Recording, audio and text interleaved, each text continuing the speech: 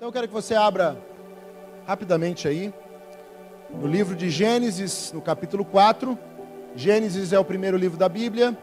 Gênesis vem da palavra Bereshit, que é a primeira palavra que está ali no hebraico, nesse livro, que significa no princípio, ou seja, o Gênesis, o começo.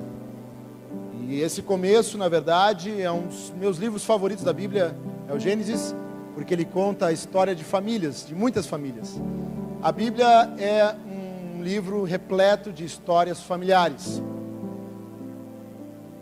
Muitas delas são tragédias, muitas delas são sucessos.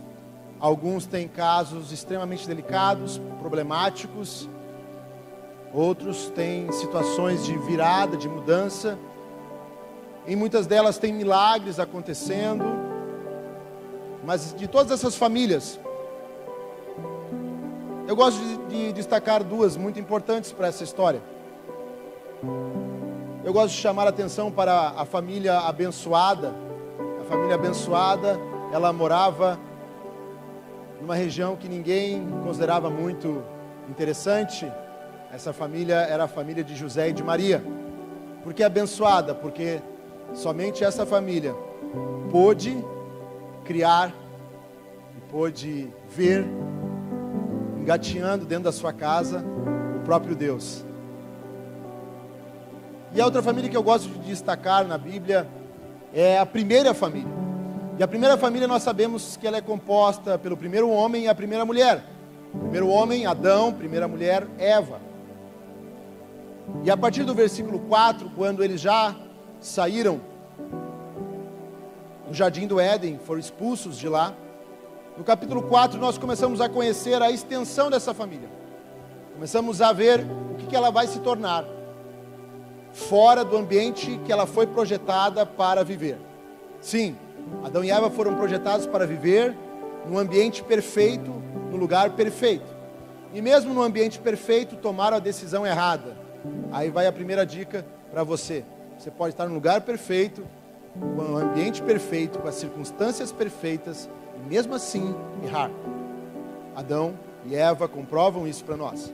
Eles estavam no jardim do Éden, na companhia de Deus, sem se preocupar com a provisão do seu próprio alimento, simplesmente nomeando animais, como Adão fazia, cuidando desse jardim, cultivando esse jardim, guardando esse jardim, conhecendo a Deus todo dia, mas mesmo assim erraram. Eles foram expulsos por causa disso, por causa do pecado. E no capítulo 4, versículo 1, que eu quero que você acompanhe junto comigo, se a projeção me acompanhar também me ajuda, obrigado. Versículo 1 vai dizer, numa versão mais atualizada, né? Quem conhece as versões anteriores da Bíblia, nesse momento está escrito assim: coabitou Adão com Eva, né? Não sei quantos se lembram dessa expressão, e é certa essa expressão, porque quando o homem e uma mulher se tornam uma só carne, eles estão coabitando no mesmo lugar, eles são juntos, eles são uma só carne, ou seja, eles estão coabitando. Sabe aquela máxima da aula de física, que dois corpos não podem estar no mesmo lugar? Não é, professor Brito? Né? Na Bíblia não existe isso. Na Bíblia, dois corpos podem estar no mesmo lugar, coabitando. E a versão mais atual vai dizer que Adão teve relações com Eva, sua mulher, e até aí tudo bem. Ela engravidou e deu à luz a Caim. Disse ela: com o auxílio do Senhor tive um filho, homem. Voltou a dar à luz desta vez a Abel, irmão dele. Abel tornou-se pastor de ovelhas, e Caim, agricultor. Outras versões, lavrador. Passado algum tempo, Caim trouxe do fruto da terra uma oferta ao Senhor. Abel, por sua vez, trouxe as partes gordas das primeiras crias de seu rebanho. O Senhor aceitou com agrado Abel e sua oferta, mas não aceitou Caim e sua oferta. Por isso Caim se enfureceu e o seu rosto se transtornou. O Senhor disse a Caim: por que você está furioso? Por que se transformou o seu rosto? Se você fizer o bem, não será aceito? Mas se não o fizer, saiba que o pecado o ameaça à porta. Ele deseja conquistá-lo, mas você deve dominá-lo. como eu falei no início, na introdução dessa palavra, antes de ler as Escrituras Sagradas, eu ia falar para você sobre a primeira família. E essa primeira família tinha características muito peculiares, mas aqui nessa noite eu quero te falar sobre o tema que, na verdade, está aqui dentro desse capítulo 4, que é muito sucinto, muito direto, e eu não vou me estender nisso. Essa primeira família, ela de fato tinha um pai, agora, tinha uma mãe. Até o presente momento, até o capítulo 3, ali não havia nenhum pai, a não ser o próprio Deus, como Criador. Mas a partir do capítulo 4, nasce o coração de um pai e nasce um coração de uma mãe. E eu fico surpreso numa cultura como a cultura judaica antiga, que ela tinha uma proeminência, né, no domínio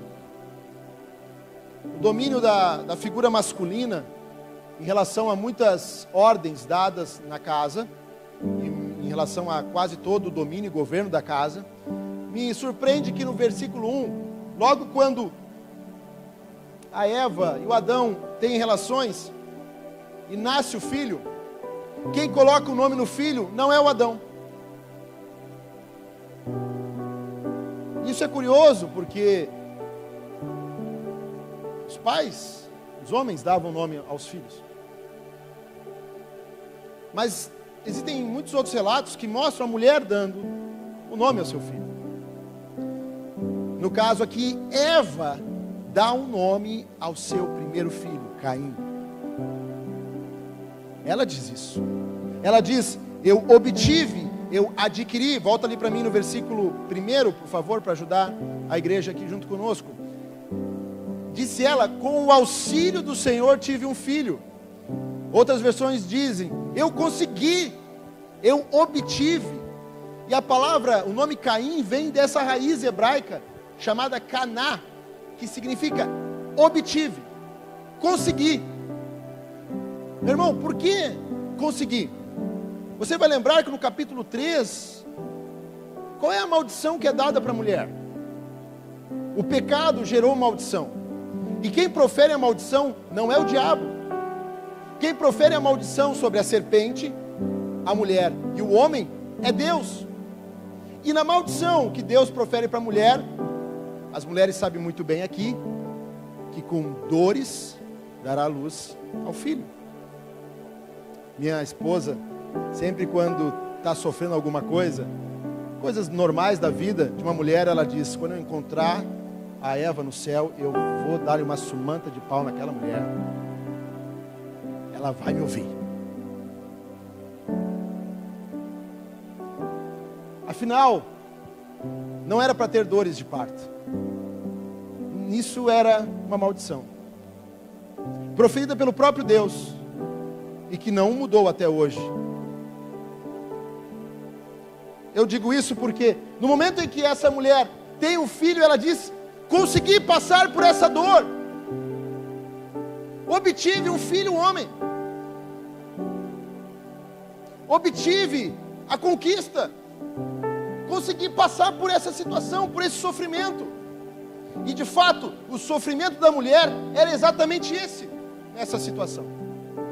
Já o sofrimento de Adão era outro. Nunca tente comparar o sofrimento de um homem com de uma mulher. É a mesma coisa que hoje se faz na sociedade, onde se quer equiparar ou igualar em todas as formas, em todas as situações, homem e mulher. Deus constituiu diferente ambas as partes. Não há como comparar. Cada um foi criado para uma função. E quando as funções se invertem, ou alguém tenta tomar a função do outro, existe desequilíbrio na natureza, na criação, e principalmente no propósito que Deus tem. Você está aqui comigo? Diga amém. Mas preste atenção. O sofrimento de Adão não tinha a ver com dores de parto.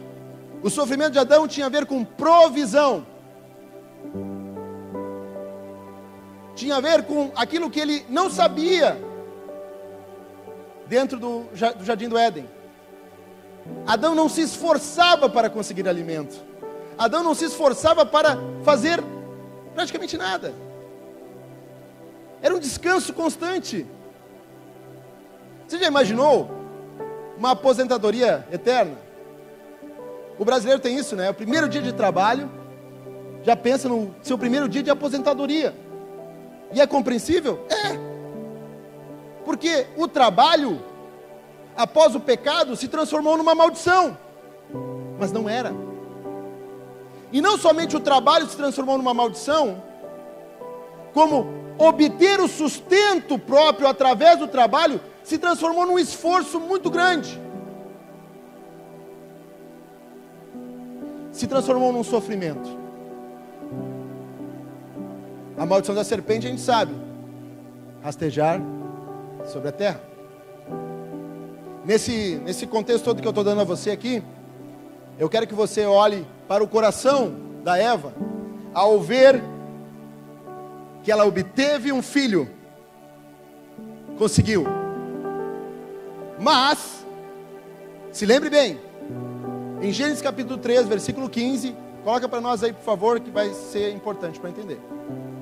A Eva, Gênesis 3,15, a Eva ouviu a maldição proferida para a serpente.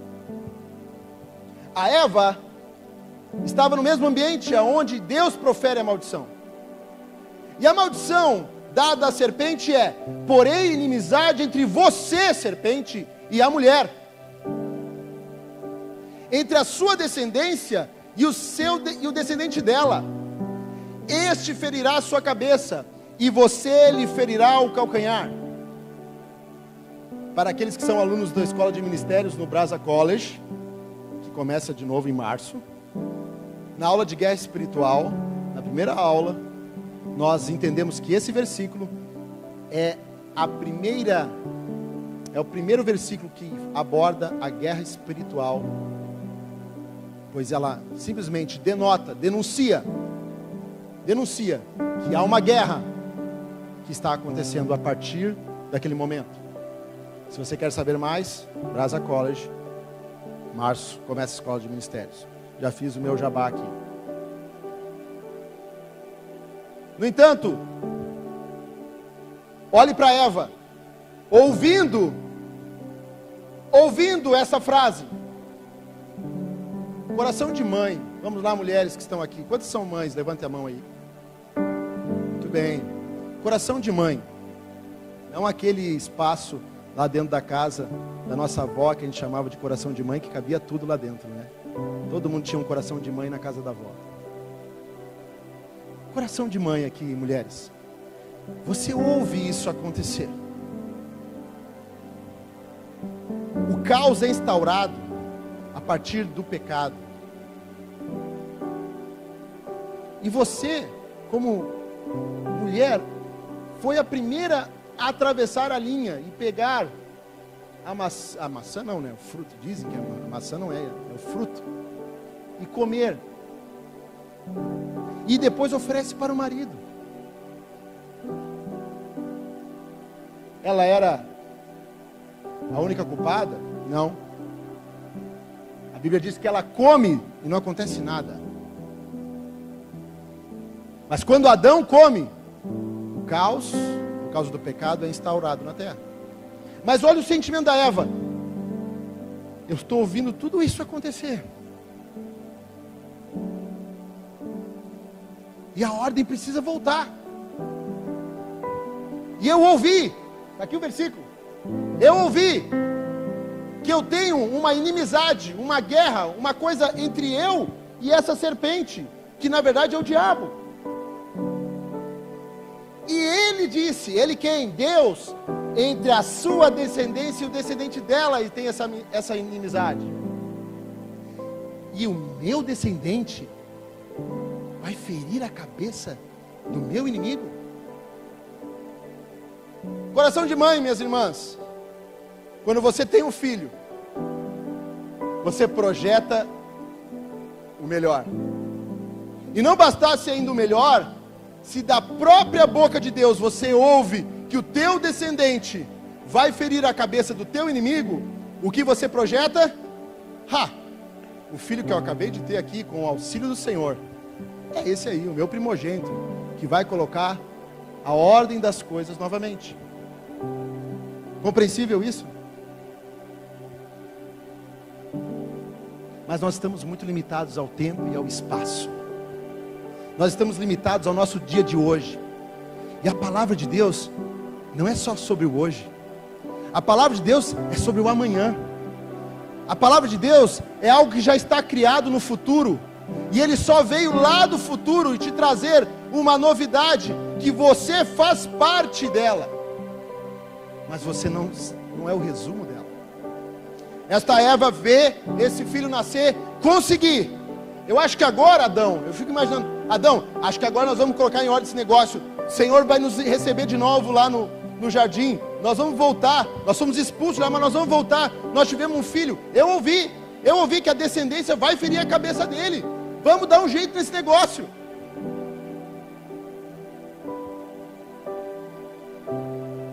E aí entre nós, conseguiu? Sim ou não?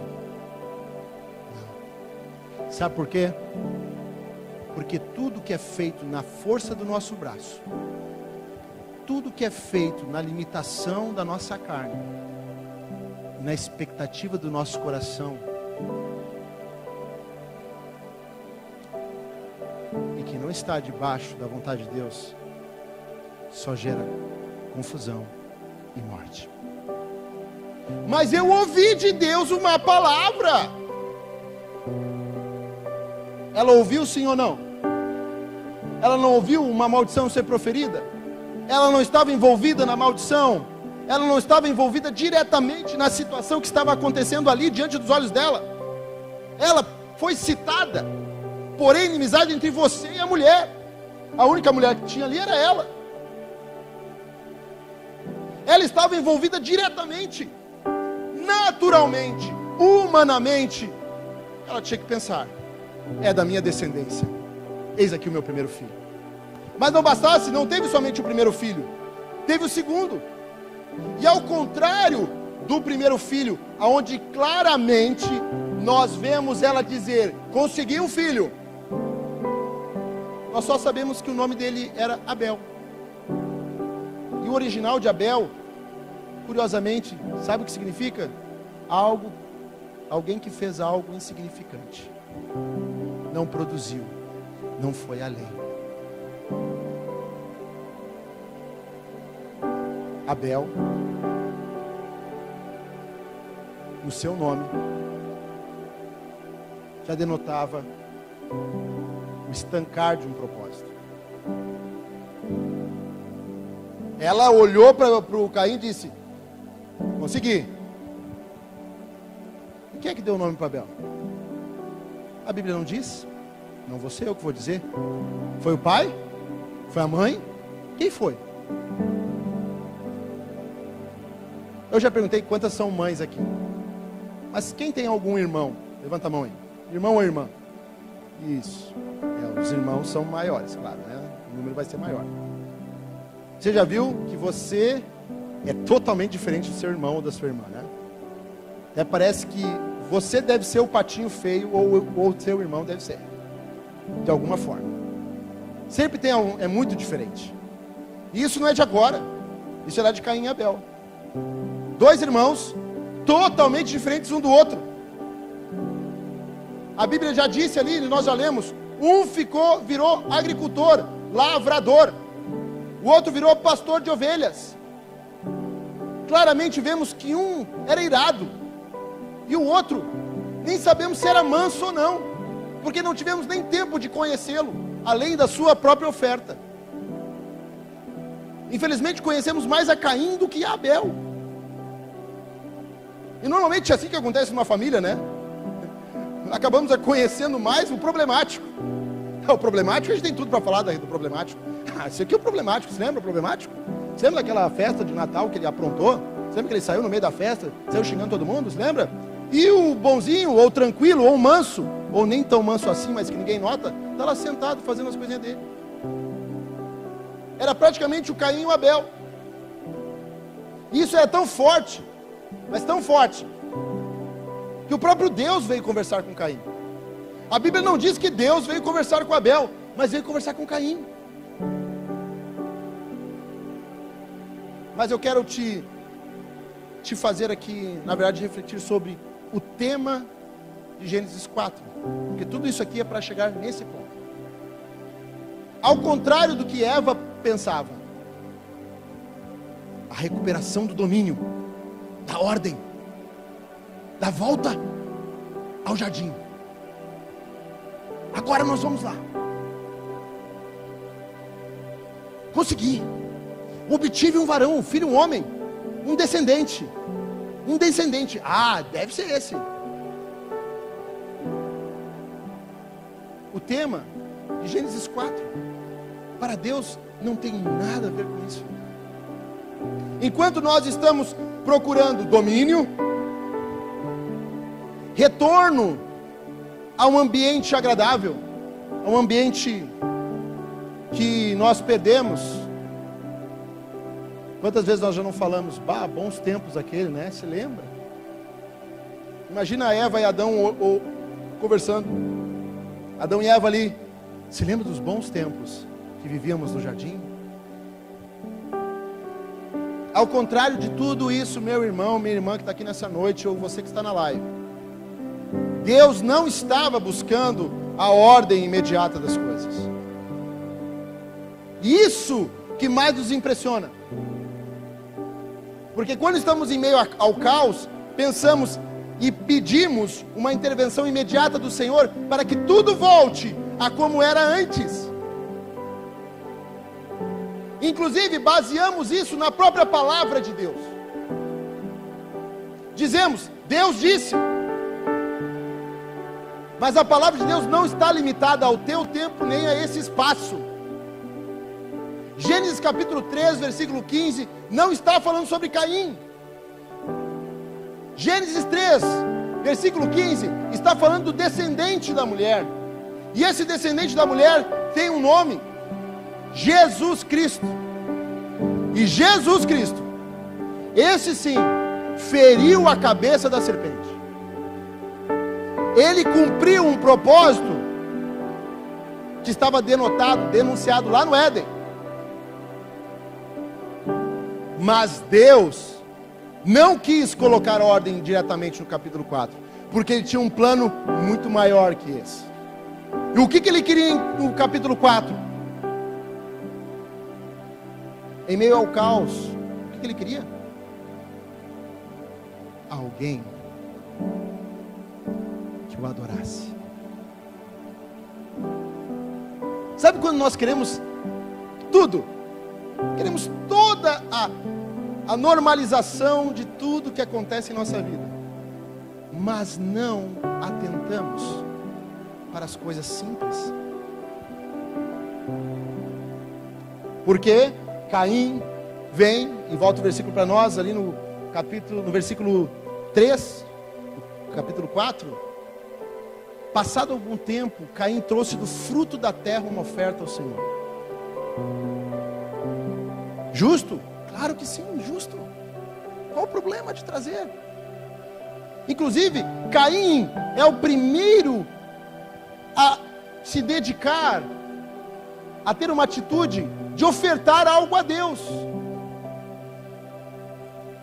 Na palavra de Deus, está ali, ele está ofertando. Caim é o primeiro, está dito. Caim trouxe da terra uma oferta ao Senhor. Abel, por sua vez, trouxe as partes gordas das primeiras crias do seu rebanho. Outras versões dizem das primícias do seu rebanho. E aqui vai a minha pergunta nessa noite aqui para eu, para mim e para você, para todos nós. Deus aceita toda e qualquer oferta? Sim ou não?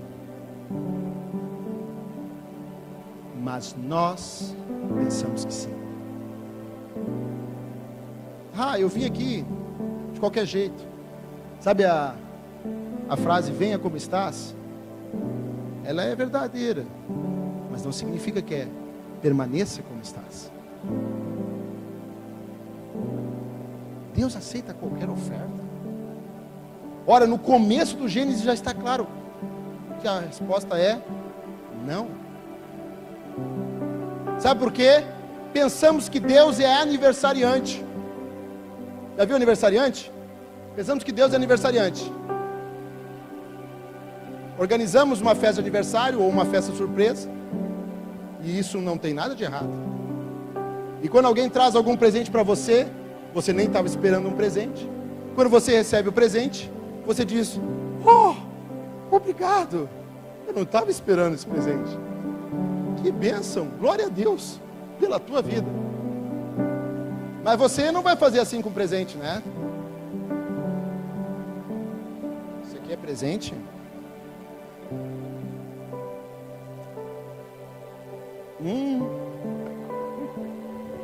Água ruim. Ah, tá bom, fica tranquilo. Meu pai tinha uma expressão: cavalo dado. Cavalo dado, não se olha os dentes. E por que eu estou dizendo isso para você? Porque às vezes a gente trata Deus como aniversariante. Ah, Deus, olha só, surpresa, vim te trazer uma oferta de presente. Vim trazer uma oferta para ti.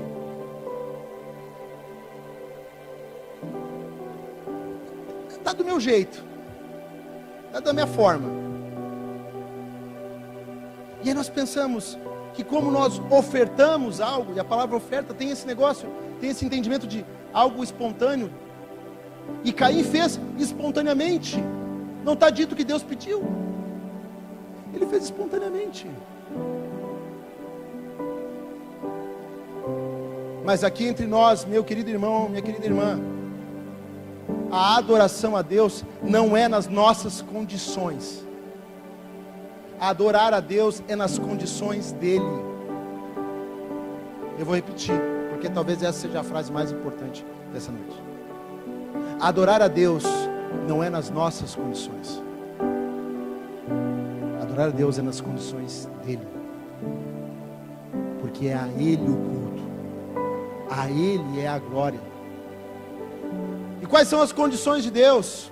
Bom, aí nós poderíamos ficar aqui a noite inteira falando sobre as condições de Deus.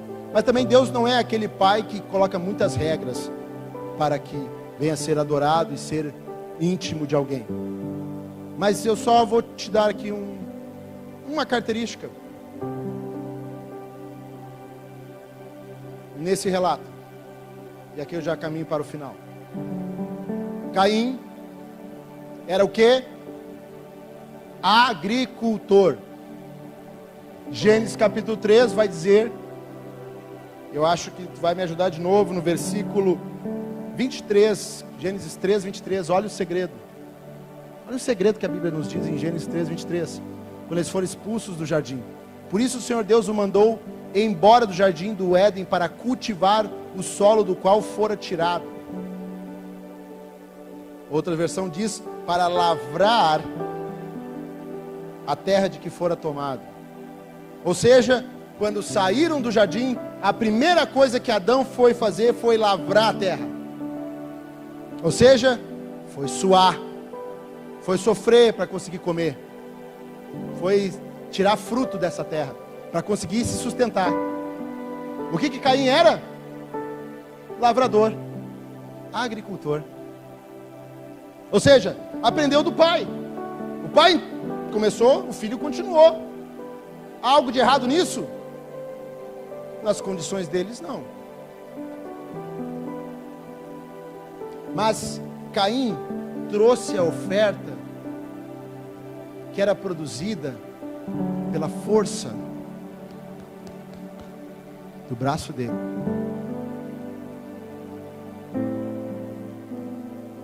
E não somente isso, trouxe uma oferta diferente da de Abel. A Bíblia diz que Abel era pastor de ovelhas. E eu fico pensando, a Bíblia diz, como eu falei na versão, ele trouxe das primícias. Chicão, primícias. Você imagina as primícias? Vamos aqui entre nós, é como se fosse o primeiro bezerrinho que saía ali. Caim podia ter feito a mesma coisa. Eu não estou falando aqui sobre oferta e dízimo, tá, meu irmão? Caim podia ter feito a mesma coisa. É muito além de oferta e dízimo. Oferta e dízimo é só uma ponta da adoração, de um reconhecimento de quem Deus é e do que Ele merece. Mas Caim podia ter, das primeiras frutos que saíram da terra, ele podia ter pego já, esses primeiros frutos são do Senhor. A melhor parte é do Senhor. Quando saem os primeiros frutos, em vez de ser para o meu sustento, eu ofereço o meu sustento a Deus. Mas a Bíblia não diz que ele fez isso. Diz que ele pegou do fruto. Abel não. Abel pegou daquilo que era o primeiro. Tem uma diferença enorme, um abismo muito grande. Eu vou te dar um exemplo na tua vida. Amanhã, quando você acordar, a quem tu dedicarás os primeiros minutos do teu dia?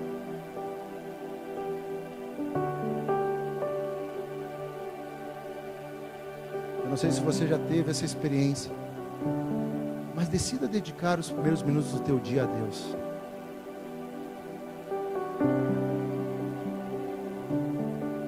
Os primeiros momentos, os primeiros frutos, as primícias, a parte gordurosa. Gordurosa por quê? Porque nós já somos adultos aqui, né, meus irmãos? E quanto mais passa o tempo, mais com sono a gente vai ficando, não vai? Tenta orar depois das 10 da noite. Tenta ler um livro depois das 10 da noite, das 8. Aí todo mundo diz, é o capeta, é o cão que não deixa eu ler a Bíblia. Talvez você está lendo no horário errado, meu irmão. Não foi só lendo a Bíblia que eu dormi lendo de noite. Eu li qualquer livro que você lê, você vai acabar dormindo de noite. E tinha uma música muito bonita, tem uma música muito bonita do Alessandro Vilas Boas. Pela manhã tu tens minha força. Pela manhã tu tens minha voz. Pela manhã tu tens meu coração em chamas outra vez. Vou cantar de novo. Pela manhã tu tens minha força. Pela manhã tu tens minha voz. Pela manhã tu tens meu coração em chamas outra vez.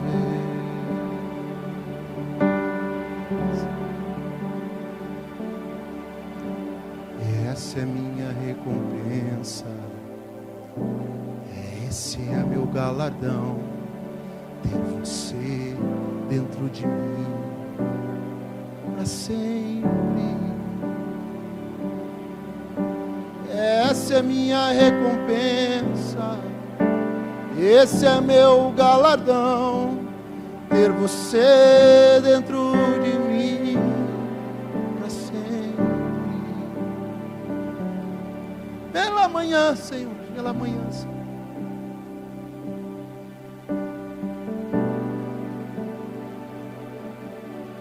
Quais são as primícias do teu coração?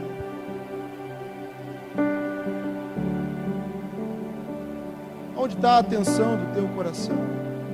Onde está teu tesouro? Aí está teu coração. A gente pode ser Abel ou Caim na história. E se formos Caim, por mais que nós venhamos a adorar a Deus e ofertar algo a Ele, sabe o que vai acontecer? Se formos Caim, nós vamos nos irar, porque não tivemos o resultado que queríamos. Sabe aquelas pessoas que dizem, eu não consegui, eu fiz, eu me dediquei ao ministério, eu dediquei minha vida a isso, e não consegui chegar lá. Caim E a Bíblia vai dizer que Deus não se agradou da oferta e do Abel. Não. Ele se agradou do Abel e da oferta. Isso muda tudo. Porque pensamos que Deus se agrada primeiro das coisas que fazemos. Mas não. Primeiramente, Ele está buscando o teu e o meu coração. Independente das atitudes. Mas só se em meu e teu coração está um coração que busca dar o primeiro a Deus, a preeminência, o lugar de primazia a Ele, o lugar que está à frente de todos. Isso muda a história de qualquer família. Por quê? Deus está mexendo com o meu coração aqui, com você aqui nessa noite. Sabe por quê? Porque o homem pode projetar que o destino seja em Caim. É ele que vai. A sociedade, as pessoas, a igreja pode olhar para alguns e dizer: vai ser ele, vai ser ela. E o Senhor não está com os olhos lá. O Senhor está com os olhos naqueles que dedicam a primazia a Ele. Tem muito barulho lá, mas eu estou ouvindo é Abel e a sua oferta.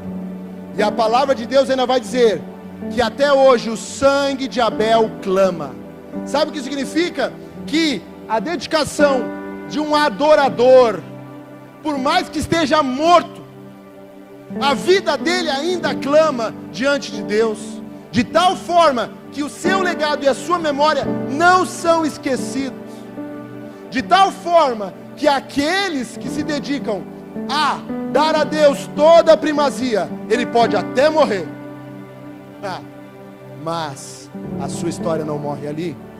Meu irmão, a tua história não é para morrer aqui, não é para morrer agora, mas vai depender de mim e você. Se tomamos a atitude de alguém como Caim, não tive o resultado que queria, me dediquei, fiz do jeito que eu pude, na força do meu braço, mas mesmo assim, Deus não se agradou de mim. Não era eu a promessa, não era eu o escolhido, não era eu que tinha que fazer o que tinha que ser feito. E aí vem um cara quieto, pastor de ovelhas: Senhor, eu peguei das primeiras coisas, e minha confiança não está nessas primeiras coisas aqui, então eu dou para o Senhor as primeiras coisas, e eu fico com as segundas coisas. Você entende isso? Quero chamar o Ministério do Louvor aqui. Se coloque em pé.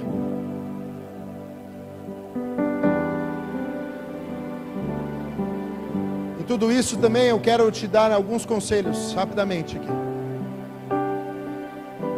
E é o mesmo conselho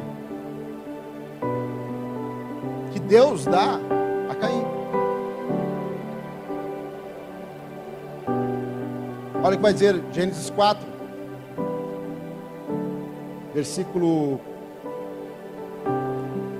coloca o 5 para nós, por favor. Diante daquele cenário, Gênesis 4, versículo 5, vai dizer que de Caim, né, ele não aceitou a oferta, e Caim se irou, e o seu semblante caiu. E Deus pergunta: por que andas irado? Por que caiu o teu semblante?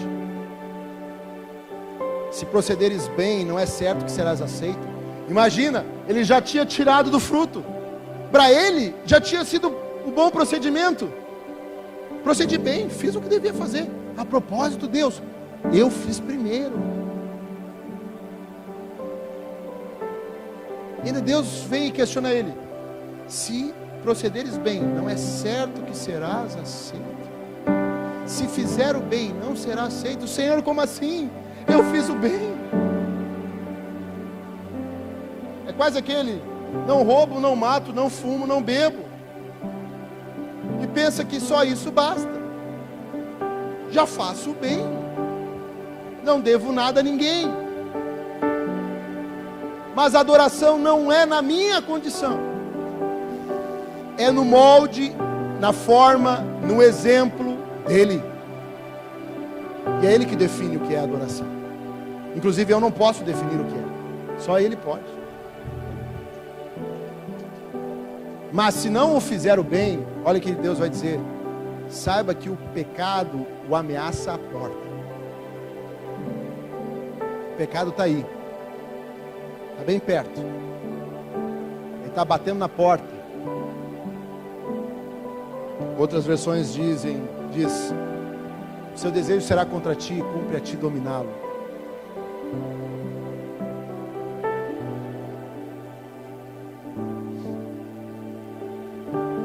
Nós temos a oportunidade aqui, meus irmãos, de sairmos conscientes daqui.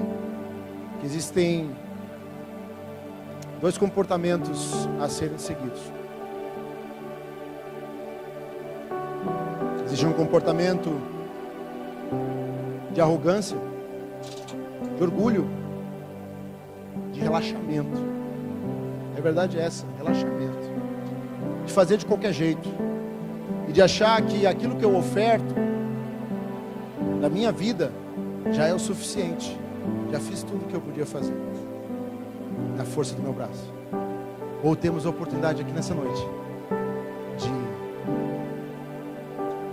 simplesmente adorar sem esperar resultados, sem esperar promessas, inclusive, mas simplesmente dedicando aquilo que é primazia, o primeiro lugar da nossa vida, a Deus.